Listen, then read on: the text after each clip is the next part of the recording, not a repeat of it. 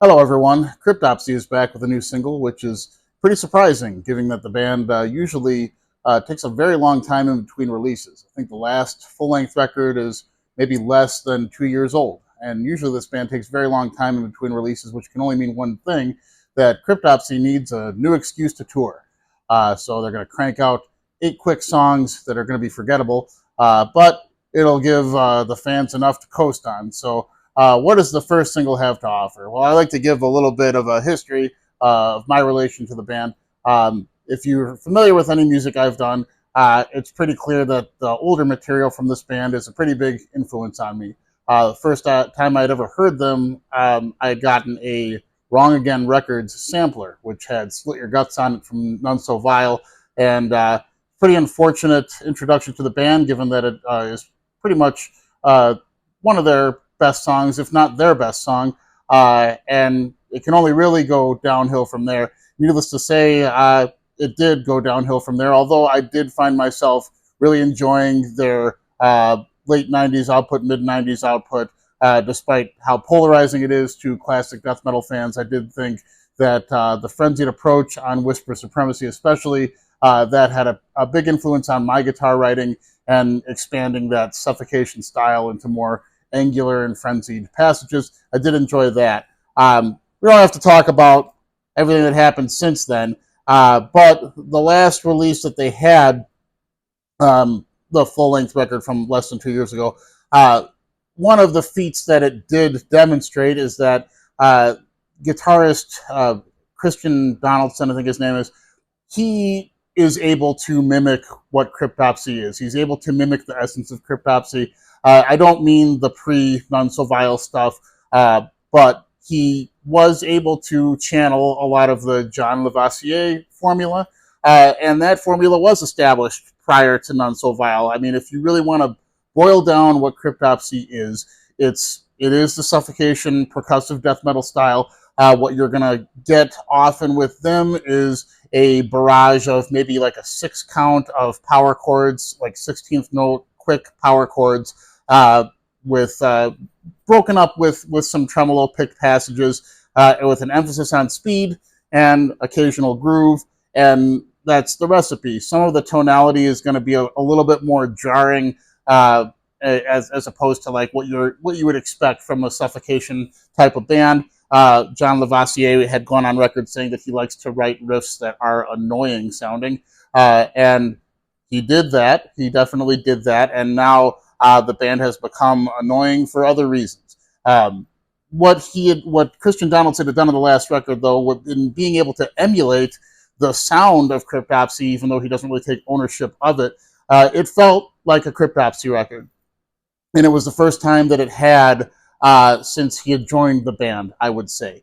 The full length that was self-titled, I think that was written by John Lavoisier, so that felt Cryptopsy, but they put out a couple of EPs that were ultimately very forgettable. The techniques were there, the approach was there, but none of it felt authentic.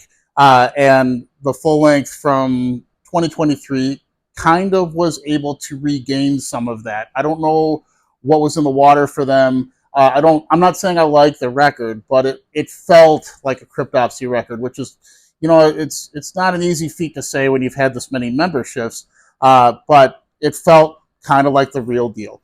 And this is a band that is known for pretty poor songwriting, especially after None So Vile. And as much as I didn't care for what I was hearing on the last record, the songs were more cohesive than what you would expect from the band. So I felt like the last record was a step up. It's not something I'm going to reach for.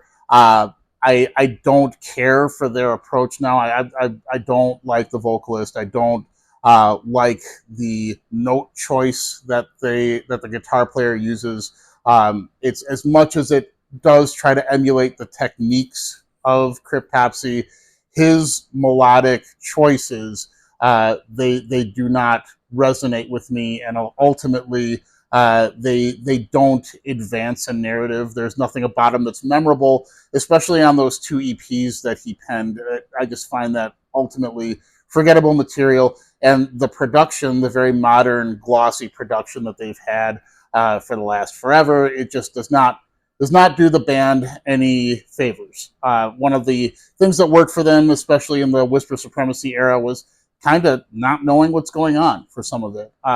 This is a band that I think a lot of what made them endearing was that they sounded like they were getting ahead of themselves, like they were all racing to the finish. And some of it didn't land. Some of it was obvious. It's not quantized music back then. It's not robotic, but their goal was to be savage in a way where not only are you approaching it from the classic death metal mindset, but you're allowing your techniques to advance the storyline that you're trying to tell, where things are chaotic, everything is out of control. And what made it more successful too in the past was that the band had a sardonic approach to the suffocation formula. You can hear it in the riffs, like the song "Slit Your Guts," for example. It's almost like a sneering take on what you know about like the brutal death metal approach, and it lends itself to the lyrics of Lord Worm at the time, where you were trying to get in the mindset of what a lunatic would think. And another band that is very good at presenting that to you would be Mortal Decay from New Jersey. That's a whole other topic. But as far as this release here, as you can see, the angry face from Origins Echoes of Domination is back to wreak havoc on the audience again. And there is a music video to go along with their new single.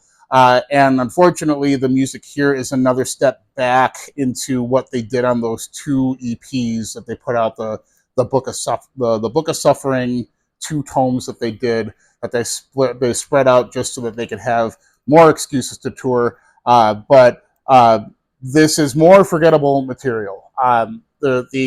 The improvement they had on giving each song an identity with melody isn't here. At least for this song, This song is not making me excited for the upcoming release, which I think is slated for June. But I used to look forward to what this band would do, and as a feeling I haven't had in a long time. But part of me thought, after hearing the last record, that Donaldson was finding his footing, and he was realizing how to tap into at least the Lavoisier era of Cryptopsy. And this seems like he's still doing the things that Cryptopsy did.